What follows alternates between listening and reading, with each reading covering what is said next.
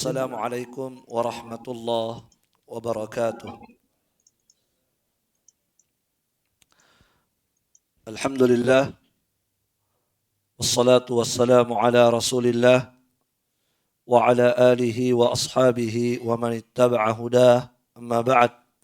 Kaum muslimin wal muslimat rahimani Allah wa iyyakum. Alhamdulillah, di malam hari ini kita tetap memuji Allah Subhanahu wa taala. Darinya lah semata kenikmatan sehingga di malam hari ini kita bisa kembali hadir berkumpul di rumah Allah Subhanahu wa taala untuk melanjutkan kajian kita membahas kitab tafsir yang ditulis oleh Syekh Abdurrahman bin Nasir As-Sa'di rahimahullah, yaitu Taisir Al-Karim Rahman fi Tafsiri Al-Kalam Al-Mannan. Pada pertemuan sebelumnya terakhir kita telah menjelaskan keterangan ulama tafsir terkait dengan surah Al-Lahab. Maka di malam hari ini kita akan baca penjelasan atau keterangan penulis kitab Syekh Abdurrahman bin Nasir As-Sa'di rahimahullah. Kata beliau, qala al-muallif rahimahullah, Abu Lahab atau Abu Lahab huwa ammun Nabi sallallahu alaihi wasallam. Abu Lahab yang disebutkan pada surah Al-Lahab ini, dia adalah pamannya Nabi sallallahu alaihi wasallam. Ya. Jadi Abu Lahab yang dinyatakan oleh Allah celaka, binasa, merugi, itu tidak lain adalah pamannya Nabi sallallahu alaihi wa ala alihi wasallam. Ya, dan paman Nabi seperti yang sering kita sampaikan itu ada 4. Ada 4 pamannya Nabi. 2 celaka, 2 beruntung. Yang celaka adalah Abu Lahab ini. Kemudian yang kedua Abu Talib.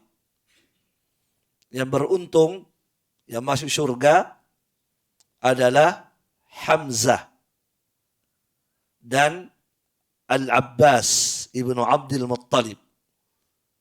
Jadi pamannya Nabi ada 4. Taib. Nah, Abu Lahab ini yang celaka ya. Dia adalah pamannya Nabi sallallahu alaihi wa ala alihi wasallam.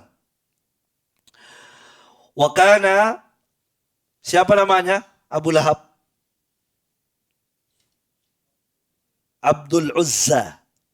Namanya Abu Lahab adalah Abdul Uzza. Dan ini nama yang haram dalam Islam. Taib. Wa kana syadidal adawati wal adiyati lin Nabi sallallahu alaihi wasallam. Dan Abu Lahab ini sangat keras permusuhannya. Dan sangat luar biasa gangguannya terhadap Nabi sallallahu alaihi wasallam. Luar biasa ya. Ini orang ini, paman Nabi ini luar biasa permusuhannya, keras permusuhannya terhadap Nabi dan luar biasa gangguannya terhadap Nabi sallallahu alaihi wasallam. Dan kita sudah jelaskan di pertemuan-pertemuan sebelumnya seperti apa ya gangguannya terhadap Nabi, seperti apa permusuhannya terhadap Nabi. Itu memang luar biasa ya. Barakallahu fiik. Ya, dan subhanallah yang dihadapi oleh Nabi dalam berdakwah pamannya sendiri. Luar biasa. Taib. Kita tidak perlu bahas lagi seperti apa permusuhannya karena sudah lewat ya. Taib. Kemudian kata Syekh, fala fihi dinun wala hamiyatun lil qarabati qabbahahu Allah. Tidak ada pada Abu Lahab ini agama sedikit pun. Dan tidak ada juga pembelaan terhadap keluarganya sedikit pun. Ini Abu Lahab. Jadi berbicara agama tidak ada agamanya. Berbicara pembelaan juga tidak ada pembelaan terhadap Nabi. Beda dengan paman yang juga sama dengan dia yang celaka. Yang celaka pamannya Nabi siapa tadi? Abu Lahab dengan Abu Talib. Abu Talib juga celaka. Tapi tidak secelaka Abu Lahab. Kenapa? Karena Abu Talib itu, Abu Talib itu walaupun dia tidak punya agama maksudnya di sini, tidak mengikuti agama Nabi. Kan begitu ya, itu maksudnya. La fihi din. Dia tidak punya agama artinya tidak mengikuti agama Nabi. Tidak masuk ke dalam agama Nabi. Itu Abu Lahab. Dan juga tidak ada pembelaan terhadap Nabi sebagai keluarga. Nah, inilah celakanya Abu Talib ini. Abu Lahab. Kalau Abu Talib tidak. Abu Talib celaka, tetapi celakanya tidak seperti celakanya Abu Lahab. Kenapa? Karena Abu Talib, sekalipun dia tidak mengikuti agama Nabi, dia membela Nabi. Sebagai keluarga kan? Namanya keluarga, bagaimanapun. Ya namanya keluarga pasti ada sifat kekeluargaan kan? Nah, kalau Abu Lahab, Abu Talib masih ada pembelaannya terhadap Nabi. Iya kan? Iya. Kalau Abu Lahab, tidak ikut agama Nabi, tidak juga membela Nabi dari serangan-serangan musuh-musuh Nabi kan begitu. Iya. Taib. Makanya jamaah sekalian, kata Syekh, fadammahu Allahu bihadzal dzambil azim. Maka Allah Subhanahu wa taala pun mencela Abu Lahab ini dengan celaan yang sangat luar biasa ini. Ya. Apa celaannya? Tabbat. Celaan. Tabbat. Apa artinya tabbat? Merugi, binasa, celaka, hancur. Setelah itu Allah tabbat yada Abi Lahab. Allah ulala wa tabba. Betul-betul binasa. Sampai 2 kali diulang Allah binasanya kan? Kenapa? Karena dia tidak mengikuti agama Nabi, tidak juga melakukan pembelaan terhadap Nabi. Sehingga double-double celakanya. Iya kan? Iya. Kalau Abu Talib tadi, ya celaka juga Abu Talib, tetapi tidak secelaka Abu Lahab. Makanya jamaah sekalian, walaupun dua-duanya celaka, tetapi adab keduanya di neraka berbeda. Sama-sama neraka, sama-sama kekal, ya kan? Sama-sama neraka, maksudnya sama-sama di neraka, dan sama-sama kekal. Abu Lahab kekal dalam neraka, Abu Talib juga kekal dalam neraka, sama-sama binasa. Cuma perbedaan adabnya beda. Di mana bedanya? Kalau Abu Talib diazab oleh Allah di neraka dan kekal, itu di permukaan neraka. Ditempatkan oleh Allah Subhanahu wa taala di neraka yang paling atas. Dan neraka ketika di atas, dia makin ringan siksaannya. Ya kan? Makin ringan itu. Ketika di atas permukaan, maka dia makin ringan. Tapi ketika dia ditempatkan di kerak neraka yang paling bawah, maka na'udzubillah. Dan itulah tempatnya munafik. Innal munafiqina Fid darqil asfali minan nar. Sesungguhnya orang-orang munafik itu di dalam neraka, di kerak neraka yang paling bawah. Dalamnya neraka, na'udzubillah. Nah, Abu Talib tidak. Dia diangkat ke atas oleh Allah Subhanahu wa taala walaupun tidak bisa keluar dari neraka karena syiriknya. Tapi ada perbedaan azab. Ya. Seperti apa azab yang dirasakan oleh Abu Talib? Ya, disebutkan oleh Nabi sallallahu alaihi wasallam. Wa huwa munta'alun bina'lain yagli minhuma dimaghu. Ya, kata Nabi sallallahu alaihi wasallam, Abu Talib itu dipakaikan sendal dari bara api mendidih otaknya. Dipakaikan sendal dari bara api, diletakkan di bawah telapak kakinya baranya api, menyebabkan otaknya mendidih, dan kata Nabi itulah azab neraka yang paling ringan. Tidak ada lagi yang lebih ringan daripada itu, na'udzubillah. Dan itulah yang dirasakan oleh Abu Talib selama-lamanya. Tidak akan pernah berhenti itu azab dari Allah Subhanahu wa taala karena kesyirikannya kepada Allah Subhanahu wa taala. Adapun Abu Lahab lebih pedih daripada itu. Ya, barakallahu fikum. Tapi jamaah sekalian rahimani wa rahimakumullah. Nah, kenapa Abu Talib lebih ringan siksaannya daripada Abu Lahab? Kenapa? Karena Abu Talib sekalipun tidak masuk agama Rasulullah, dia ada pembelaan terhadap Nabi. Makanya ketika Abu Talib masih hidup, ya, intimidasi dari orang-orang kafir Quraisy itu berkurang. Tapi ketika Abu Talib meninggal, luar biasa mereka kurang ajarnya. Karena sudah hilang pembelaannya Rasulullah sallallahu alaihi wasallam. Tapi ya, menjadi supporter itu seperti itu. Jadi supporter tidak jadi pemain, ya seperti itu nasibnya. Ketika dia tidak mengikuti agama Rasulullah, hanya jadi donatur apalah dan seterusnya kan, hanya jadi pembela dan seterusnya, tidak ikut masuk dalam keimanan, maka tetap celaka. Sebab syarat untuk mendapatkan surga Allah Subhanahu wa taala harus beriman, itu syarat utama. Nah, sekalipun banyak orang kebaikannya, kalau dia tidak mengikuti agama Rasulullah, tidak bertauhid, maka tidak ada manfaatnya seluruh pembelaannya kepada Rasulullah sallallahu alaihi wa ala alihi wasallam. Taib. Barakallahu fikum. Taib. Kemudian kata Syekh Abdul Rahman As-Sa'di, alladhi huwa khizyun alaihi ila yaumil qiyamah.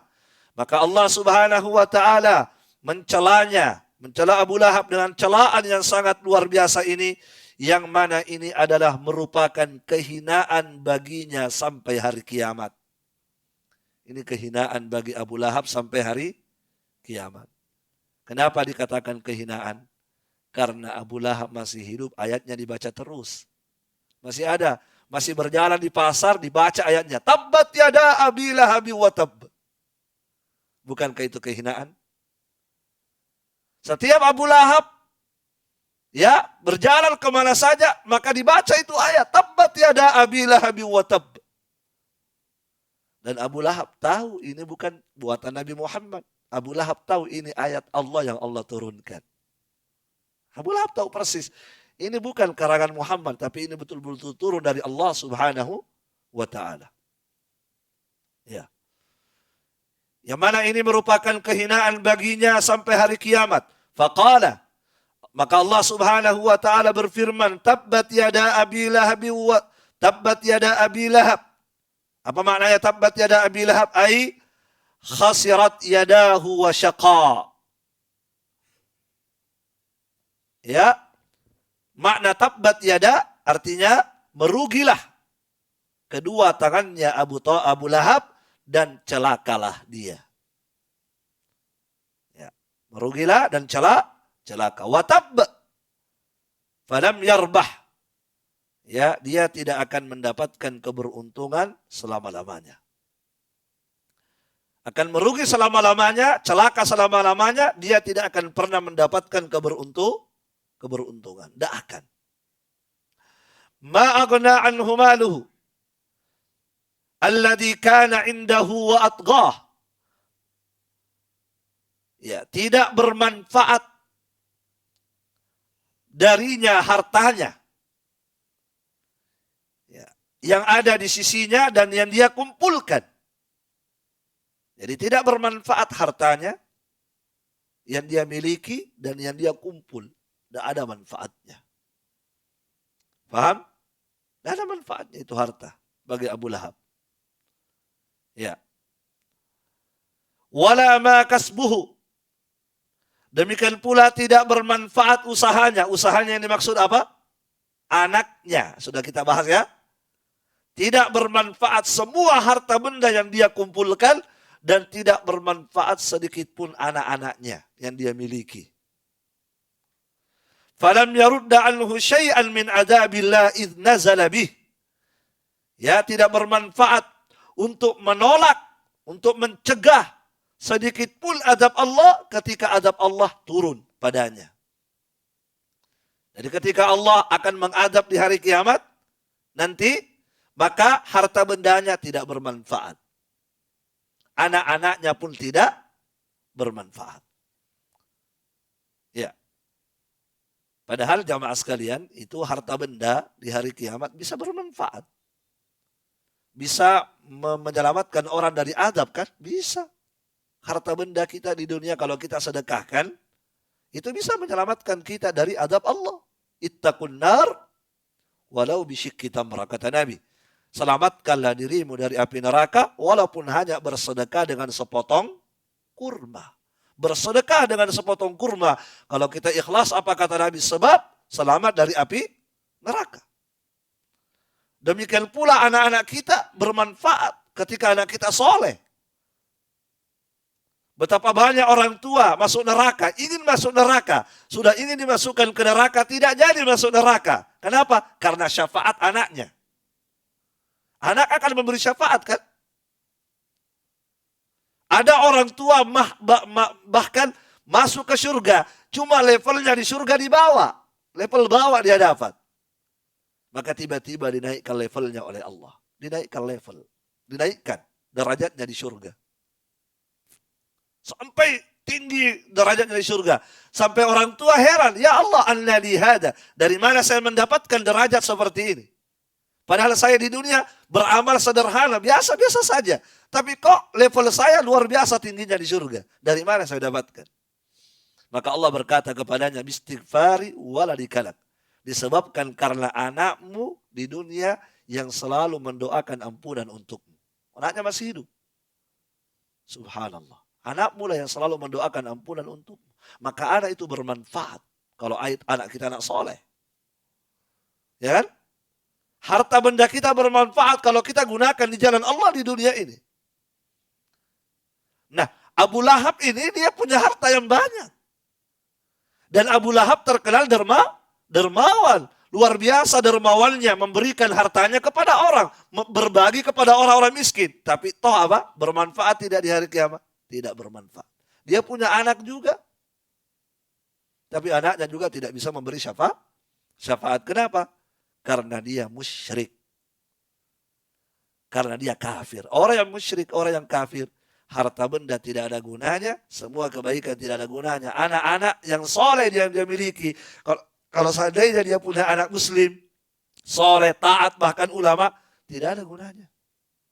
Sebagaimana Nabi, seorang Nabi, tidak bermanfaat Nabi bagi orang tuanya kan? Tidak bermanfaat. Orang tua Nabi, bapak dan ibu Nabi tetap neraka. Padahal Rasulullah adalah seorang Nabi. Tidak bermanfaat doa-doanya Rasulullah. Bahkan Nabi dilarang mendoakan orang tua. Tidak boleh. Kenapa? Karena kemusyrikan. Tidak bermanfaat syafaatnya Nabi Ibrahim kepada ayahnya. Kepada ayahnya Azar. Karena ayahnya menyembah berhala. Maka Nabi Ibrahim ketika bertemu dengan ayahnya tidak bisa berbuat apa-apa kepada ayahnya. Tidak ada manfaatnya itu anak. Maka Nabi Ibrahim ketika memohon kepada Allah agar Allah subhanahu wa ta'ala membiarkan ayahnya ikut masuk surga bersama Nabi Ibrahim. Maka apa kata Allah? Fa inni qad haramtul jannata 'alal kafirin. Wahai Ibrahim, aku haramkan surga bagi siapapun yang kafir walaupun itu bapakmu. Ya kan? Itulah bahaya syirik. Itulah bahaya kafir. Barakallahu fikum. Taib. Ya, kata Syekh di sini, ya, tidak bermanfaat darinya hartanya, alladzi kana indahu wa atgha, yang ada di sisinya dan yang dia kumpulkan. Wala ma kasbuhu, tidak pula bermanfaat anaknya, usahanya itu anaknya, maka tidak bisa sedikit pun menolak, menyelamatkan, melindunginya dari azab Allah ketika azab Allah datang dan turun menimpa dia. Sayasla naran dzata lahab, dia akan masuk, siapa dia tadi? Abu Lahab. Abu Lahab akan masuk ke dalam neraka yang berkobar-kobar. Ai satuhitu bihin naru min kulli janib. Maksudnya adalah, maknanya adalah neraka akan mengepungnya dari segala arah, segala sisi. Neraka akan mengepungnya dari segala sisi. Artinya terkurung dalam neraka, terkurung dalam api. Dari atas api, dari bawah api, kanan kiri, pokoknya dia dikepung oleh neraka Allah Subhanahu wa ta'ala. Nah, barakallahu fiik. Sebab jamaah sekalian, ada orang ketika diazab itu hanya dapat kaki, kan ada. Di hari kiamat nanti orang-orang yang diazab di neraka bermacam-macam. Ada orang yang hanya dibakar kakinya sepotong, yang lainnya selamat. Ya kan?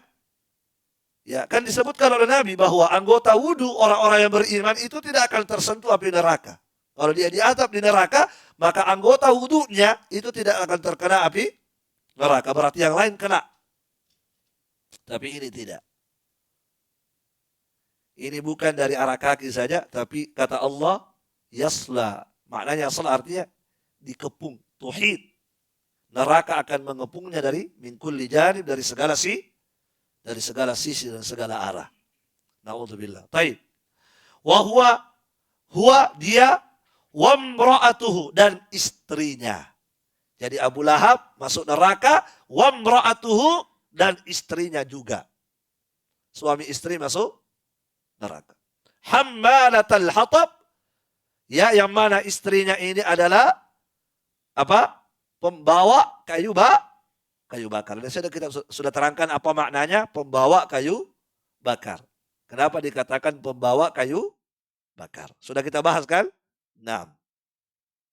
Wa kanat aidha syadidatal adiyah di Rasulullah sallallahu alaihi wasallam, dan istrinya juga ini adalah wanita yang sangat keras juga gangguannya terhadap Rasulullah.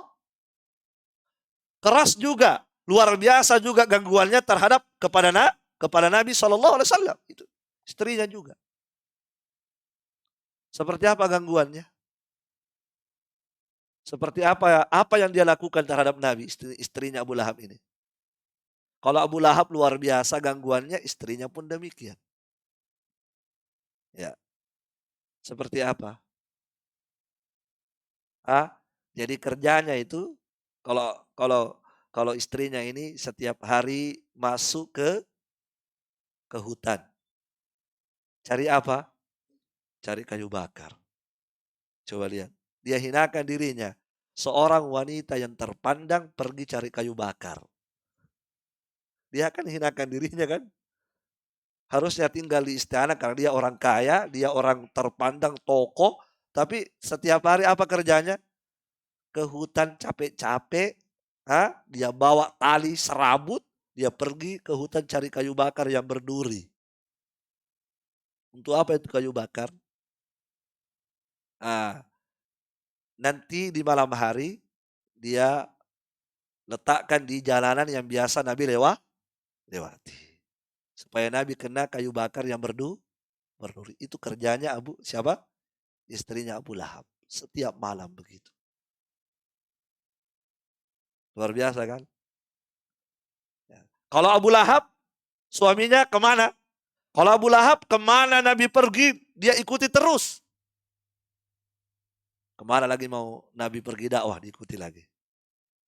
Tapi bukan mau pergi taklim. Dicari, jadwalnya Nabi kemana? Mau ke sini Nabi, mau dakwah, diikuti lagi. Setiap Nabi berdakwah, Abu Lahab berkata apa? La tuti'u, Jangan kamu ikuti dia. Jangan dengarkan dia. Innahu sabi kadhib. Dia itu pendusta. Bohong itu. Pokoknya apa saja dia bilang, jangan percaya, bohong. Sabi, dia datang membawa agama baru dan ingin merubah agama nenek moyang kita. Itu Abu Lahab bilang. Pokoknya setiap nabi dakwahkan tauhid. Qulu la ilaha illallah tuflihu. Ucapkan la ilaha illallah, pasti kalian akan beruntung. Bertauhid kalian akan selamat. Apa kata Abu Lahab? Jangan dengarkan dia. Dia bawa agama baru itu.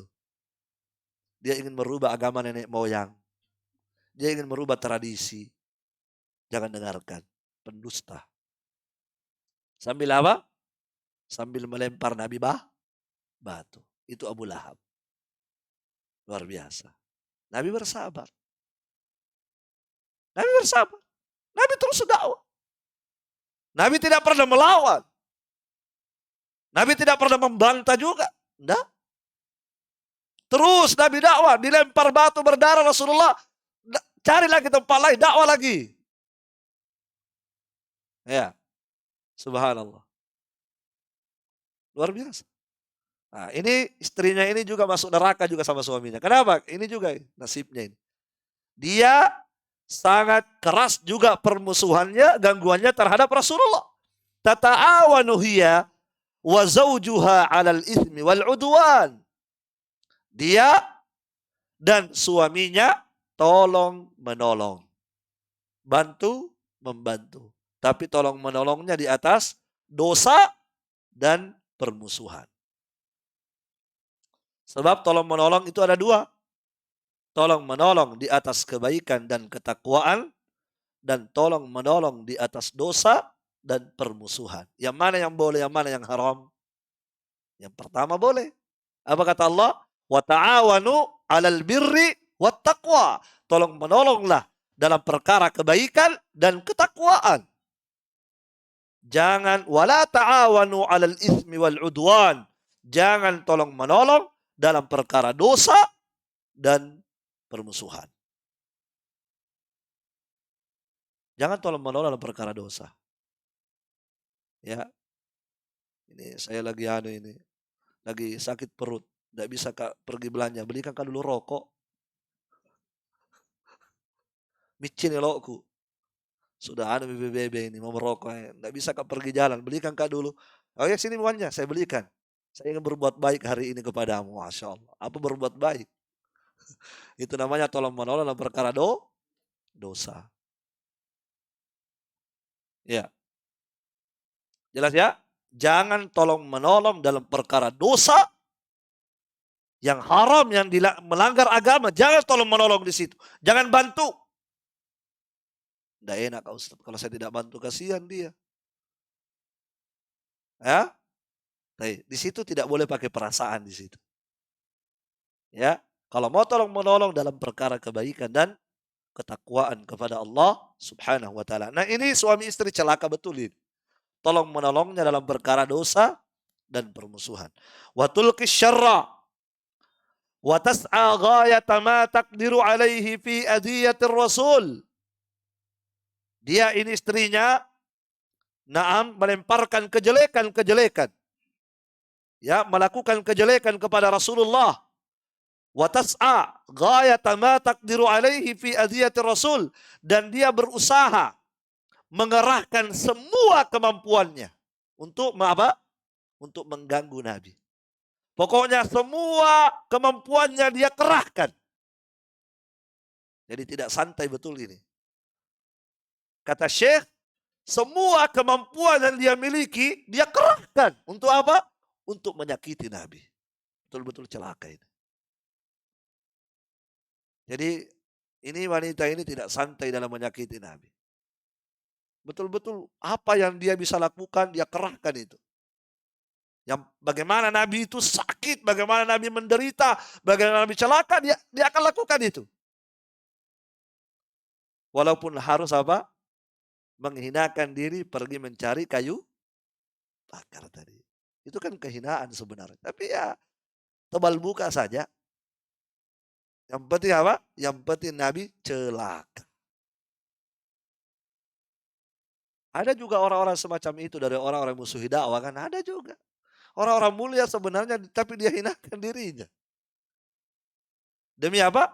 Demi terhalangnya dakwah tauhid. Ada orang seperti itu. Ikut jejaknya Abu Lahab dan istrinya ini. Nah, dihinakan dirinya.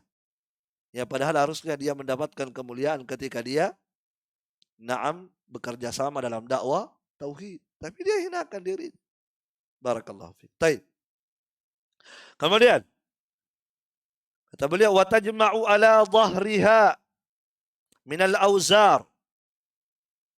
Ya, maka karena dia mengerahkan segala kemampuannya mengganggu Nabi, melakukan kejelekan kepada Nabi, maka dia pun mengumpulkan di atas punggungnya sekian banyak dosa.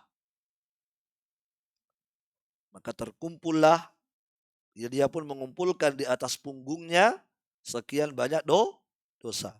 Bimanzilati man yajma'u hataba. Ya, serupa atau kedudukannya sama seperti orang yang mengumpulkan kayu bakar.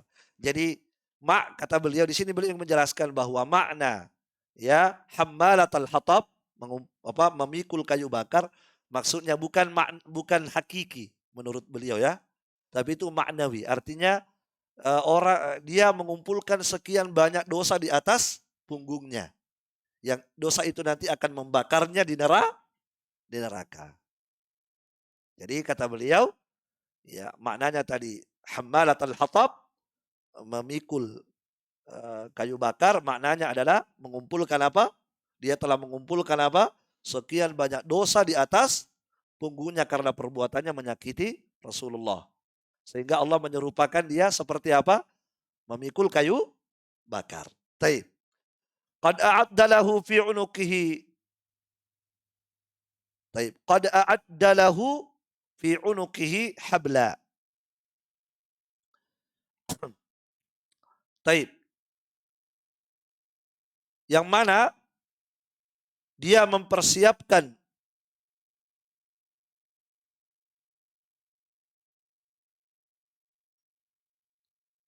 ini domirnya kembali kemana? Saya tidak tahu kembali kemana ini. Taib. Siapa yang mempersiapkan ini? Taib. Wallahu a'lam. Qad a'adda lahu fi unuqihi hablan min masad. Nah, yang mana dia mempersiapkan untuknya pada lehernya tali. Siapa mempersiapkan? Kalau istrinya berarti harusnya qad a'addat lahu fi unuqiha. Ya kan? Tapi di sini dhamirnya dhamir laki-laki ya. Taib, wallahu a'lam. Kita langkai saja. Ya. Kalau zahirnya ya istrinya ini mempersiapkan di lehernya ini apa? Habl, tali, ada tali yang tali serabut min masad. Tali yang terbuat dari serabut ya. Naam. Au annaha tahmilu fin nari al-hatab ala zawjiha. Ya. Atau makna yang kedua, jadi beliau ingin menjelaskan apa makna tadi. Ya, hammalat al-hatab fi jidiha hablun min masad. Makna yang kedua kata beliau atau maknanya di sini adalah istrinya ini maknanya memikul kayu bakar, maknanya adalah istrinya ini tahmilu fin nari al-hatab ala zawjiha. Maknanya adalah istrinya ini memikul kayu bakar di neraka untuk membakar suaminya sendiri. Paham? Jadi makna istrinya memikul kayu bakar, maksudnya makna yang kedua kata Syekh, yaitu di neraka nanti, ketika mereka berdua sama-sama masuk neraka, maka istrinya nanti akan membawa kayu bakar untuk membakar suaminya sendiri. Jadi dia juga dibakar, tapi istrinya nanti datang membakar suaminya juga sendiri. Itu maknanya. Dan ini kehinaan betul ya. Kehinaan. Jadi dua-duanya masuk neraka, dua-duanya dibakar oleh Allah, cuma istrinya nanti akan ada ditugaskan oleh Allah, kamu bawa kayu bakar sendiri suamimu. Itu maknanya. Jelas ya? Baik. mutaqallidah fi unuqiha hablan min masad. Jadi di neraka nanti istrinya Abu Lahab ini akan membawa kayu bakar untuk membakar suaminya. Kemudian mutaqallidah fi unuqiha, menggantungkan di lehernya hablan min masad, tali dari serabut. Ini kondisinya di hari kiamat. Baik. Wa ala kullin. Nah, kemudian kata beliau, apapun makna, apapun penafsirannya, fa fi hadhihi surah, maka pada surah Al-Lahab ini ayatun bahiratun min ayatillah. Maka pada surah Al-Lahab ini ya terdapat ayat-ayat Allah yang menakjubkan. Terdapat ayat-ayat Allah yang menakjubkan, mengagumkan, yang dahsyat. Kenapa? Dari sisi mana menakjubkannya? Fa innallaha anzala hadhihi surah wa Abu Lahabin wa imra'atuhu lam yuhlika. Dari sisi mana menakjubkannya? Ya, ayat-ayat yang terdapat pada surah Al-Lahab ini karena Allah menurunkan surah ini sementara Abu Lahab dan istrinya belum mati, masih hidup. Allah sudah turunkan surah ini. Masih hidup orangnya. Allah sudah turunkan bahwa Abu Lahab binasa nanti.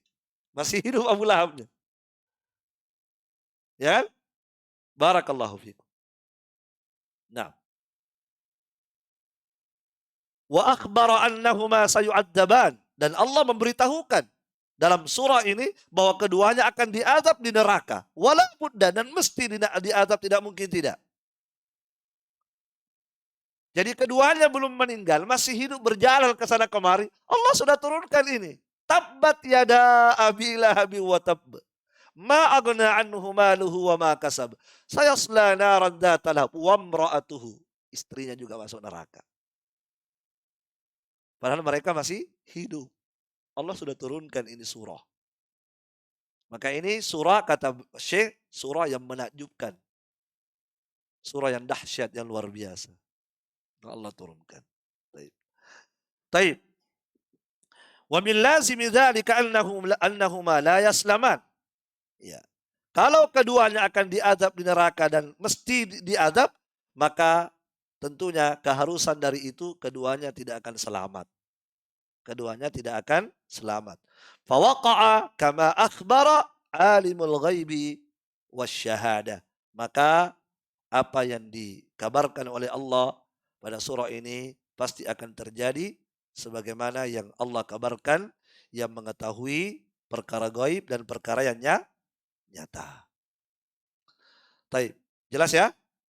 Baik, selesai tafsir surah Al-Lahab. Masih ada waktu? Masih ada waktu berapa? Masih ada waktu, jam berapa azan? 3 menit lagi. Baik. Ya. Kita lanjutkan saja. Lanjutkan baru. Kita lanjutkan sekitar 10 menit lah paling lama. Baik. Kita pindah pada surah berikutnya. Surah setelah Al-Lahab. Surah An-Nasr ya. Surah An-Nasr. Baik. Man yaqra? Baca cepat.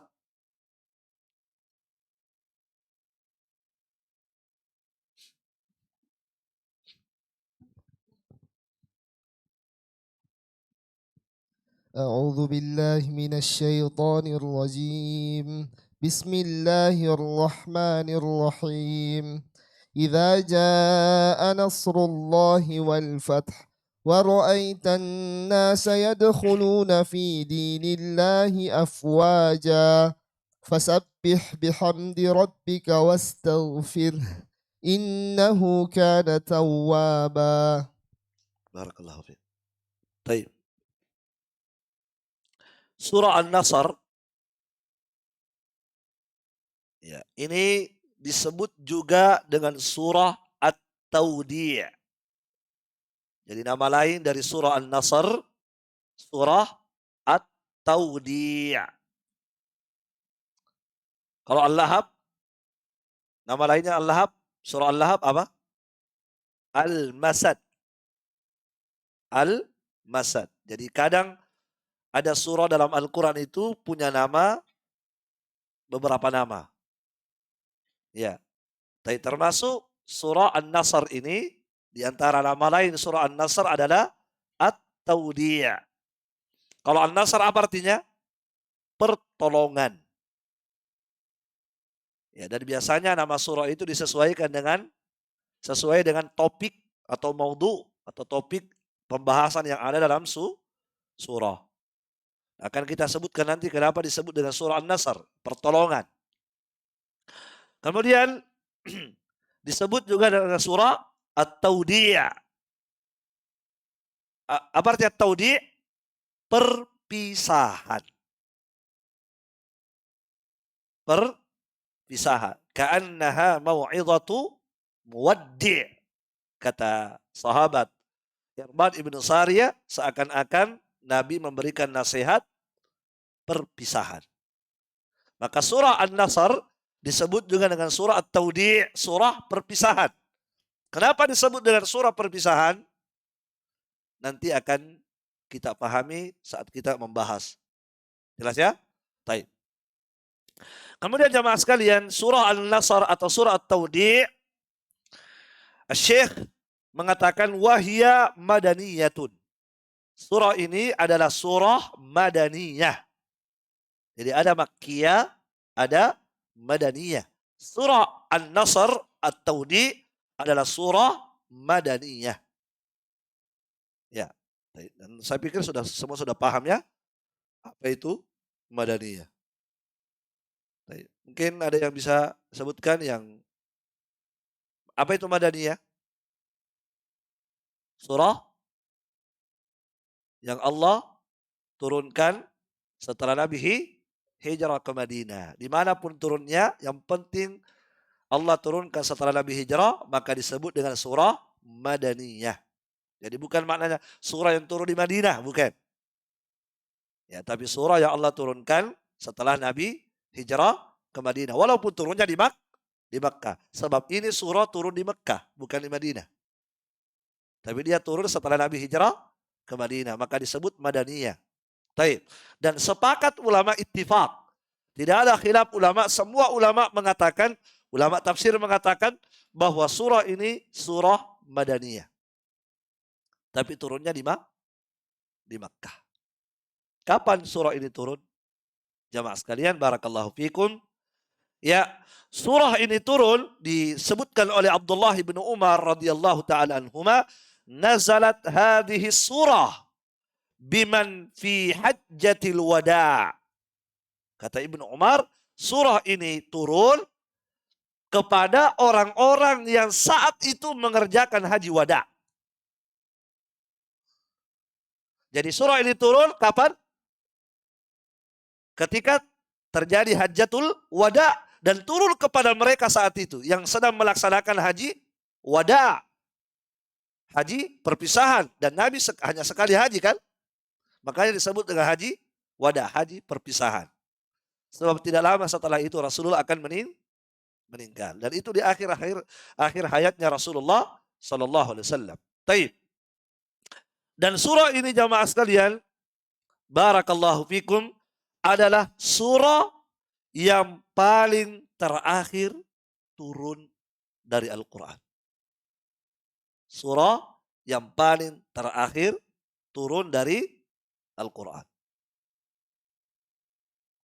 Taib. Ini keterangan dari Abdullah bin Abbas.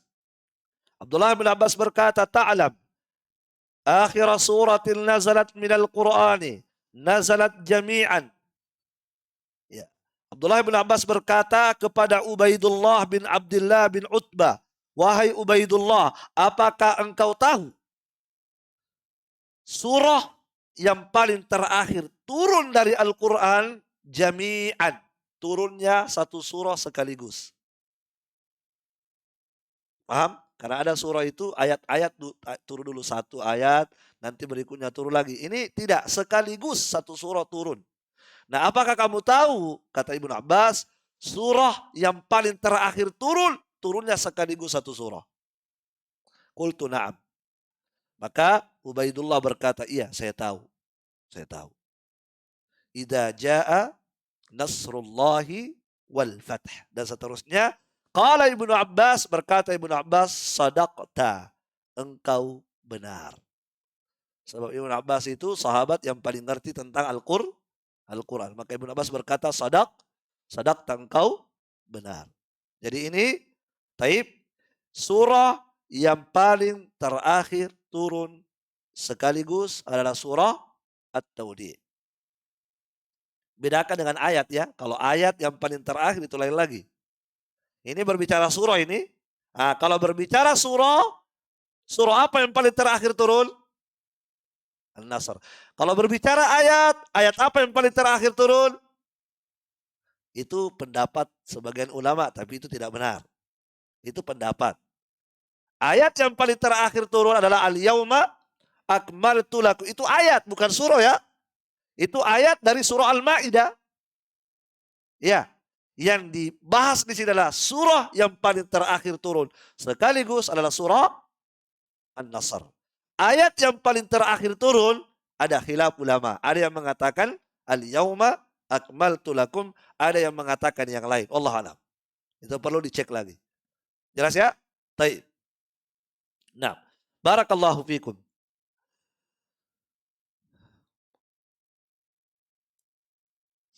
Baik. Kemudian kita masuk akan membahas ya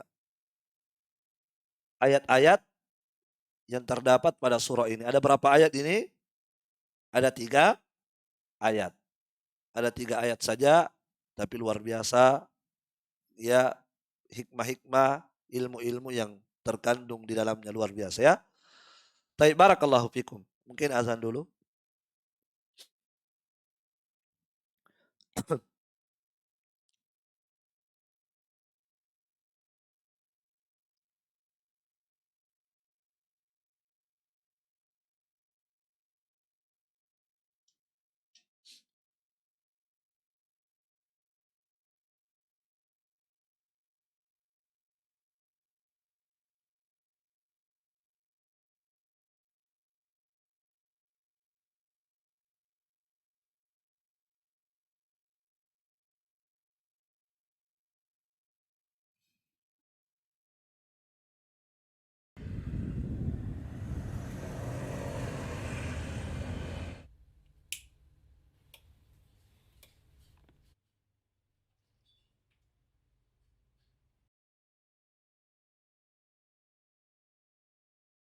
الله أكبر الله أكبر الله أكبر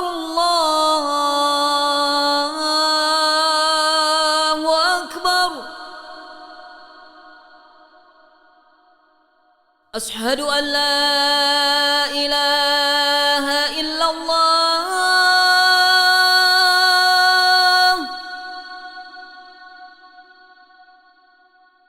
أشهد أن لا إله إلا الله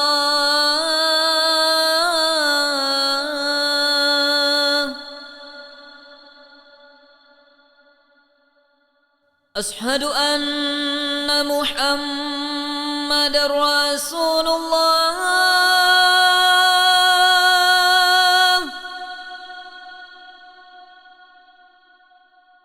أشهد أن محمد رسول الله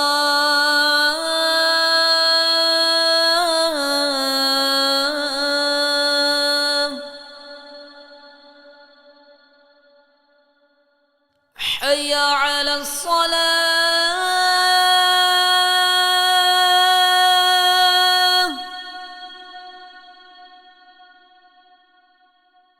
حي على الصلاة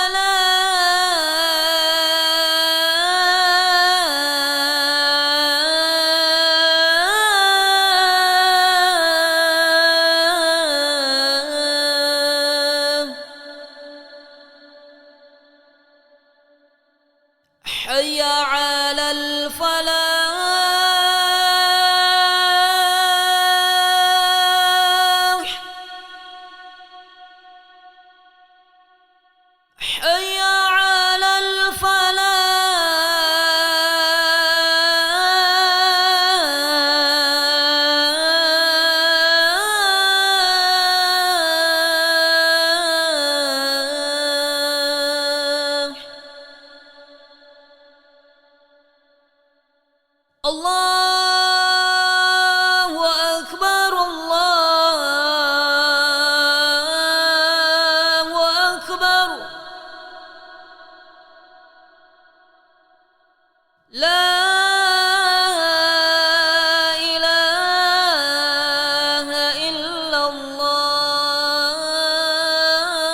baca surah An-Nasr dan kita insyaallah akan jelaskan keterangan para ulama tafsir terkait dengan surah ini. Baik. A'udzu billahi minasyaitonir rajim. Bismillahirrahmanirrahim. Idza jaa nasrullahi wal fath wa ra'aitan nasa yadkhuluna fi dinillahi afwaja fasabbih bihamdi rabbika wastaghfir innahu kana tawwaba. Baik.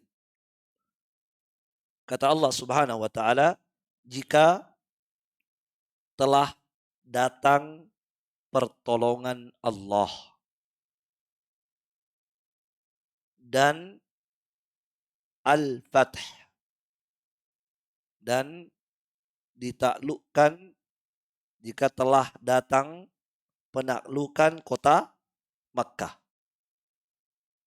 Itu maknanya, jika telah datang pertolongan Allah dan apa? Dan telah apa? Dan telah ditaklukkan kota Makkah. Dikuasai kota Makkah. Wa ra'aitan nasa, dan engkau telah melihat, wahai Muhammad telah melihat manusia yadkhuluna, masuk ke dalam agama Allah, itu Islam, afwaja, beramai-ramai, berbondong-bondong. Ya, yang tadinya satu ini tidak. Langsung ramai, qabilah per qabilah. Maka kalau engkau, apakah Allah kata Allah, jika telah datang pertolongan Allah dan kota Mekah telah berhasil ditaklukkan dan engkau melihat manusia sudah masuk ke dalam agama Allah berbondong-bondong, maka fasabbih, maka wahai Muhammad bertasbihlah, bihamdi rabbik, dan pujilah Tuhan, wastaghfir, dan mohonlah ampun kepadanya, innahu kana tawwaba, karena sesungguhnya Allah Subhanahu wa taala senantiasa menerima taubat hamba-hambanya. Itu makna surah An-Nasr. Maka nampak dari terjemahan tadi, kenapa disebut surah An-Nasr? Karena di awal dikatakan jika telah datang pertolongan Allah. Jadi pertolongan yang dimaksud pertolongan Allah. Terus kenapa disebut at-taudi'? Perpisahan. Mana di situ perpisahannya? Nanti akan kita terangkan. Ya, karena tidak ada tersirat, tidak ada tersurat.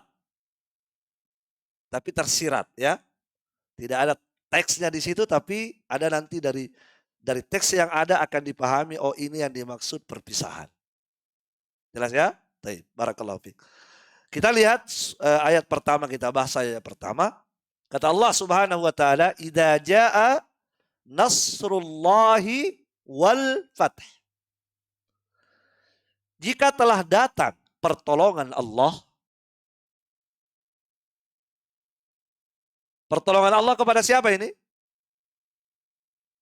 Kepada Rasulullah dan para sahabat.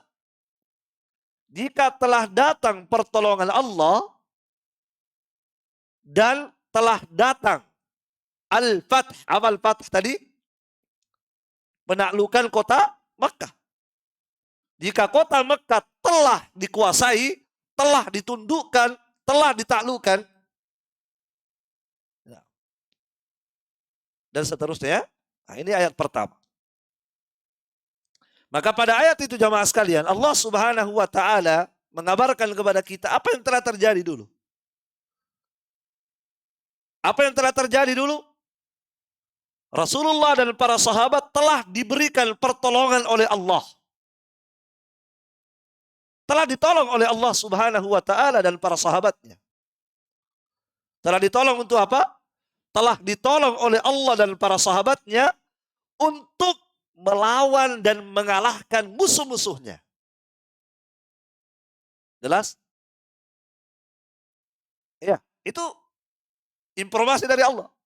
Bahwa Nabi kita dan para sahabat, mereka telah ditolong oleh Allah Subhanahu wa ta'ala untuk mengalahkan musuh-musuhnya. Barakallahu fikum. Kemudian wal fath.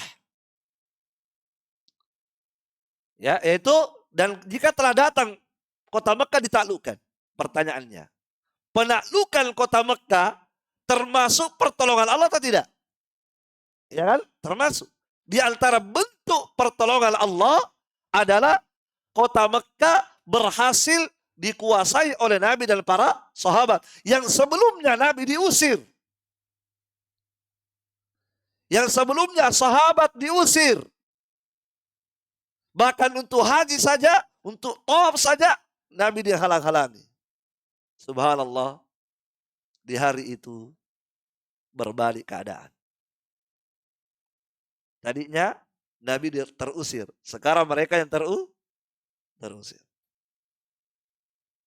Subhanallah ya. Baik. Maka jamaah sekalian, perhatikan ayat itu. Ya, Allah mengatakan pertolongan Allah dan apa? Penaklukan kota Mekah. Bukankah penaklukan kota Mekah termasuk bagian dari pertolongan Allah? Iya tidak? Iya. Terus kenapa lagi disebut? Kenapa lagi Allah sebut secara khusus ini penaklukan kota Mekah? Padahal itu kan termasuk bagian dari pertolongan Allah kan? Ketika Allah mengatakan idza jaa nasrullah sampai di situ. Kan ketika datang pertolongan Allah kan sudah masuk di situ apa? Penaklukan kota Mekah, ya tidak? Sudah masuk kan? Tapi kenapa Allah sebutkan lagi itu? Ini sering kita bahas. Uslub Al-Quran begitu. Ya, karena Allah Subhanahu wa ta'ala menyebutkan dulu umum, baru khusus. Itu namanya atful khas alal am. Yang mana yang umum? Pertolongan Allah umum kan? Yang mana yang khusus? Pertolongan khususnya Allah apa? Penaklukan kota Makkah. Itu ada faedahnya dalam Al-Quran begitu. Seakan-akan Allah ingin menjelaskan kepada kita bahwa banyak pertolongan Allah kepada kalian wahai Muhammad. Tapi ingat, pertolongan yang paling hebat adalah ketika engkau dan para sahabatmu berhasil menguasai kota Makkah yang luar biasa. Kota Makkah itu kan yang kuatnya musuhmu di situ. Ternyata kamu bisa berhasil menguasai mereka dengan pertolongan Allah Subhanahu wa ta'ala. Kan banyak pertolongan Allah kan kepada Nabi. Ketika terjadi perang Badar, siapa yang ditolong? Nabi ditolong kan untuk mengalahkan orang musyrikin. Terjadi perang Uhud, iya tidak? Nabi ditolong lagi. Terjadi perang Ahzab, Nabi ditolong. Dalam segala pertempuran Nabi selalu ditolong. Tapi saat itu mereka belum berhasil menguasai kota Makkah. Baru berhasil menguasai daerah tertentu kan? Tapi kali ini sudah. Pusat kekuatan musyrikin berhasil dikuasai oleh Rasulullah dan para sahabat dengan apa? Dengan pertolongannya Allah Subhanahu wa ta'ala. Maka peristiwa Fatu Makkah itu peristiwa yang luar biasa. Pertolongan Allah yang betul-betul luar biasa. Makanya Allah katakan dalam Al-Quran, Inna fatahna laka fathan mubina. Sesungguhnya kami telah membukakan untukmu dengan pembukaan yang sangat jelas. Artinya kami telah memenangkan engkau ya pada kota Mekah dengan pembukaan kemenangan yang sangat jelas. Jelas kemenanganmu di situ wahai Muhammad. Faham? Nah, itu luar biasa nikmat Allah itu kepada Nabi kita Muhammad sallallahu alaihi wasallam. Dari sini ikhwani fillah rahimani wa rahimakumullah, kita bisa mengambil pelajaran bahwa apapun yang terjadi, tauhid akan menang. Tauhid akan ditolong oleh Allah. Apapun yang terjadi. Mau atau tidak mau, suka atau tidak suka, mereka akan kalah. Dan tauhid akan menang. Itu pasti. Ini terjadi bukan hanya di masa Nabi, tapi akan terjadi sampai hari kiamat. Pertolongan Allah akan tetap ada. Ya, barakallahu fikum. Akan menang itu tauhid. Barakallahu fikum. Wa qul ja'al haqqu wa zahaqal batil. Innal batila kana zahuqa. Apa kata Allah? Telah datang kebenaran dan sirna kebatilan. Sesungguhnya kebatilan pasti akan sirna. Itu kata Allah. Kebatilan akan sirna. Cepat atau lambat akan sirna. Ya. Mereka akan dihancurkan oleh Allah Subhanahu wa taala. Siapa yang akan menang? Al-haq. Kebenaran pasti akan menang. Siapa yang berada di atas kebenaran itu? Yang berada di atas tauhid. Orang-orang yang berada di atas tauhid pasti akan menang. Pasti akan ditolong oleh Allah Subhanahu wa taala. Pasti akan ditolong. Dan itu Allah Subhanahu wa taala telah jelaskan. Kunci meraih pertolongan Allah, ikhwas sekalian. Kunci untuk mendapatkan pertolongan Allah mengalahkan musuh adalah jaga tauhid. Kalau tauhid dijaga, yakin akan menang. Selama kita menjaga terus tauhid, pasti Allah akan memenangkan Islam. Itu pasti. Itu janji Allah loh. Allah sebutkan dalam Al-Quran. Apa kata Allah? Wa'adallahu alladhina amanu minkum. Allah telah berjanji. Allah telah berjanji. Kalau Allah berjanji, terjadi atau tidak? Terjadi. Allah tidak pernah ingkar janji kok. Allah berjanji. Kepada siapa Allah berjanji? Wa'adallahu alladhina amanu. Allah telah berjanji kepada orang-orang yang beriman. Wa amilus salihat, dan orang-orang yang beramal saleh. Ketika disebutkan orang-orang yang beriman, apakah mereka yang menyembah kubur? Yang dimaksud? Beriman tapi menyembah kubur? Beriman tapi bawa sesajen? Bukan itu yang dimaksud. Iman yang dimaksud iman yang murni, yang tidak bercampur dengan syirik. Iman yang betul-betul bertawakal hanya kepada Allah, yang takut hanya kepada Allah, yang cinta hanya kepada Allah, itu yang dimaksud. Betul-betul iman yang murni, yang tidak terkotori dengan kesyirikan. Apa kata Allah? Allah telah berjanji kepada orang-orang yang beriman dan beramal soleh. Apa amal soleh? Yang mana dikatakan amal soleh? Amal soleh itu dikatakan amal soleh kalau terpenuhi dua syarat. Baru dikatakan amal soleh. Ikhlas karena Allah dan mengikuti tuntunan agama. Itu amal soleh. Kalau tidak, amal salah. Ya kan? Nah, ikhlas tapi tidak sesuai tuntunan, amal salah. Sesuai tuntunan tapi tidak ikhlas, amal salah. Kapan soleh? Ketika ikhlas dan sesuai dengan tuntunan. Maka Allah berjanji kepada mereka-mereka yang mewujudkan tauhid, beriman dengan sebenar-benar iman dan beramal soleh. Apa janji Allah? La yastakhlifannahum fil ard. Allah akan menjadikan mereka berkuasa di atas bumi ini. Itu janji Allah itu. Allah akan jadikan mereka berkuasa. Mereka akan kuasai bumi ini. Mereka akan kalahkan musuh-musuh yang ada. Kama stakhlafal ladina min qablihim. Sebagaimana Allah telah jadikan berkuasa orang-orang sebelum mereka. Bukankah Nabi sudah berkuasa di Makkah? Iya tidak? Iya. Wala yumakkinana lahum dinahumul ladzi irtada lahum. Dan Allah berjanji kami akan mengokohkan, kami akan kuatkan, kami akan kokohkan agama yang Allah ridhai untuk mereka. Itu Islam. Wala yubaddilannahum min ba'di khaufihim amna. Dan kami akan ganti rasa takut mereka dengan keamanan. Yang sebelumnya kaum muslimin ketakutan, sekarang tidak. Mereka yang takut. Berubah. Allah berjanji. Janji Allah ini akan terwujud dengan apa? Hah? Kapan pertolongan Allah ini akan datang dan terwujud? Apakah dengan bergelima dengan kesyirikan akan datang? Nah. Ketika kaum muslimin kerjanya tiap hari sesajen, kerjanya tiap hari bawa kambing di kuburan, kerjanya tiap hari bawa telur, bawa songkolo, bawa apa? Apakah itu yang akan ditolong oleh Allah? Bukan itu. Orang-orang yang tidak sholat, yang tidak beramal soleh kan? Tidak. Tapi pertolongan Allah akan datang, disebutkan pada ayat itu. Kapan pertolongan Allah, janji Allah akan datang? Ya'budunani. Di situ syaratnya. Wala yusyriku bihi syai'a. Ketika mereka beribadah hanya kepadaku dan tidak mempersekutukan aku dengan siapapun. Disitulah akan datang janji Allah.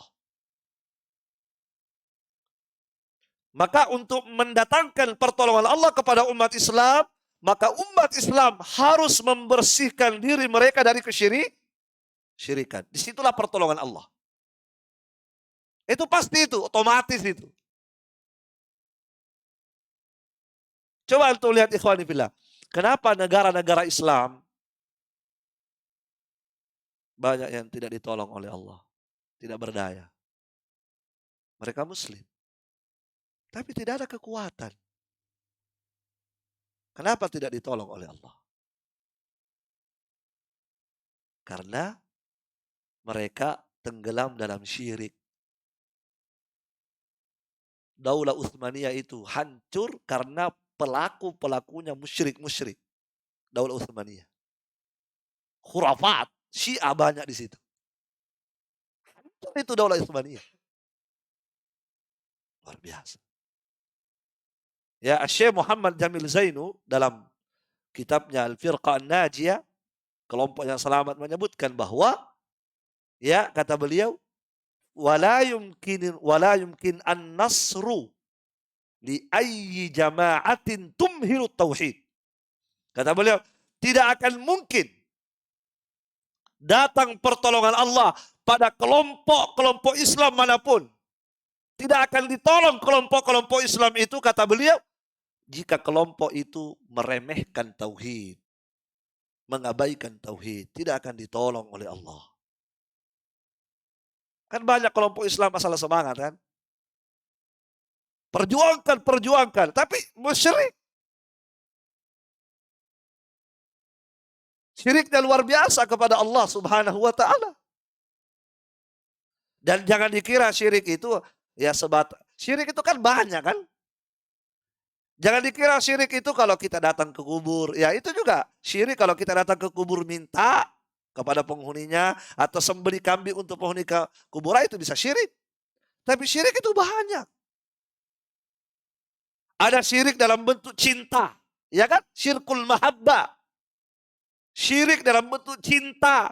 Syirkul khauf, syirik dalam bentuk takut. Itu banyak syirik. Ada orang lebih takut kepada makhluk daripada takutnya kepada Allah. Syirik dia. Lebih cinta kepada dunia, lebih cinta kepada keuntungan dunia daripada cintanya kepada Allah. Itu bisa syirik. Ini semua harus dibersihkan. Paham? Jadi kemenangan itu, pertolongan Allah akan datang dengan apa? Dengan tauhid.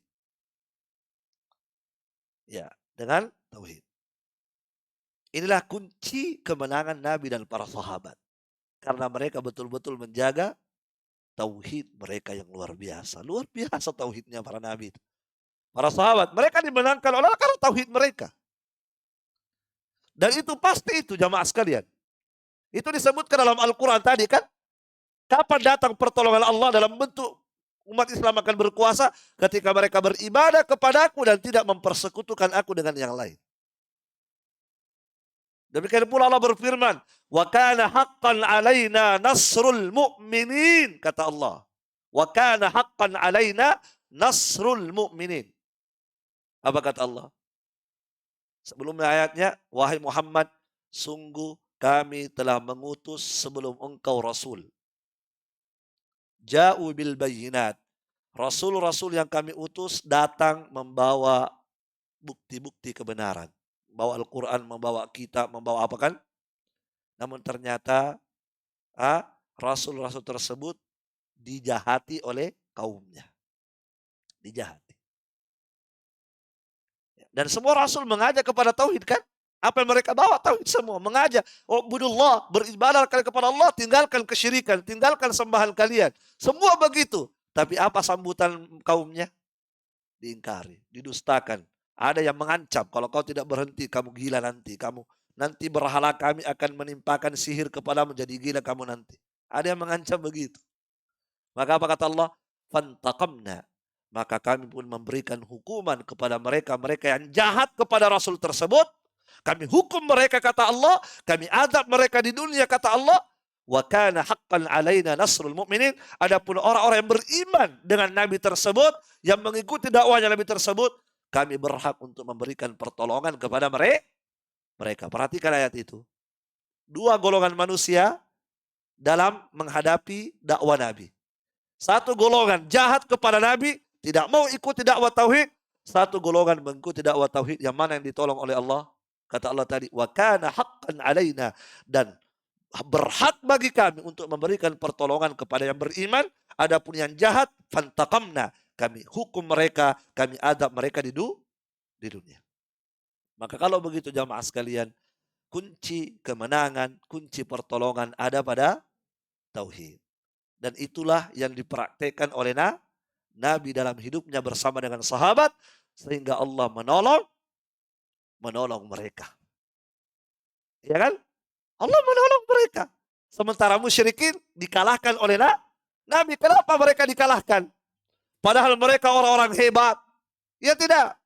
Mereka jumlahnya lebih banyak, persenjataannya lebih mantap. Kemudian olahraga mereka, latihan perangnya mereka lebih luar biasa dibandingkan dengan Nabi dan para sahabat. Nabi itu dan para sahabat itu kebanyakannya ya istilah orang ya nanti mau berangkat baru langsung saja berangkat ya. Barakallahu fikum. Orang-orang lemah tapi mereka dimenangkan oleh Allah. Dengan apa mereka dimenangkan oleh Allah? Karena tauhid yang mereka miliki.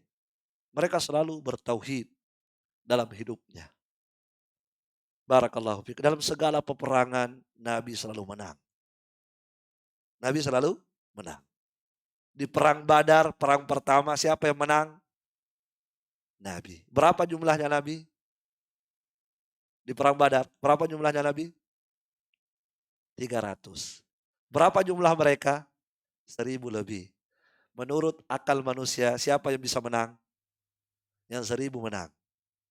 Tapi ternyata kenyataannya mereka kalah telak. Bahkan mereka jadi malu. Malu mereka itu. Ternyata mereka kalah. Kenapa mereka kalah? Karena mereka tidak ditolong oleh Allah. Nabi yang ditolong. Kenapa Nabi yang ditolong? Karena Nabi yang bertauhid. Mereka yang musyrik. Ya kan? Nabi bertauhid. Ya, makanya Nabi di perang apa itu?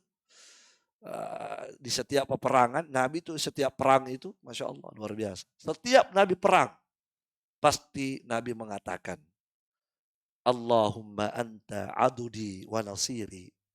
Ya Allah, engkaulah pemberi kekuatan kepadaku dan engkaulah penolongku ya Allah. Bika ahulu, dengan kekuatan darimu aku menghadang mereka. Wabika ajulu, dengan kekuatan darimu aku menyerbu mereka. Wabika uqatil, dan kekuatan darimu aku berperang melawan mereka. Inilah tauhid. Jadi apa kata Nabi? Aku berperang melawan mereka dengan apa? Dengan kekuatan darimu, dengan pertolonganmu. Kalau mereka berperang pakai apa? Kalau musuh perang pakai jimat. Perang pakai Lata, Uzza, berhala yang dipanggil Lata, Uzza. Ya kan begitu kalau mereka perang. Nah, ya kan begitu. Kalau ketika terjadi perang Uhud itu, perang yang kedua itu, kalah lagi mereka. Padahal Abu Sufyan waktu itu yang merupakan pimpinan sudah memanggil Tuhannya. Apa kata Abu Sufyan? U'lul hubal, u'lul hubal. Tinggilah hubal, tinggilah hubal. Hubal itu berhala. Kata Abu Sufyan, u'lul hubal, tinggilah hubal, tinggilah hubal. Setelah itu mereka berkata, ya, maka Nabi berkata, kalian wahai sahabatku, jawab itu Abu Sufyan. Kata sahabat, apa yang kami katakan? Katakan kepada mereka, Allahu a'la wa ajal. Allah yang lebih tinggi dan lebih mulia. Kalau kalian berkata Hubal tinggi, Allah yang lebih tinggi daripada Hubal. Ketika sahabat menjawab, Abu Sufyan bilang lagi, lanal uzza wa la uzza lakum. Kami punya uzza, kalian tidak punya. Itu kata Abu Sufyan. Dalam perang ini loh.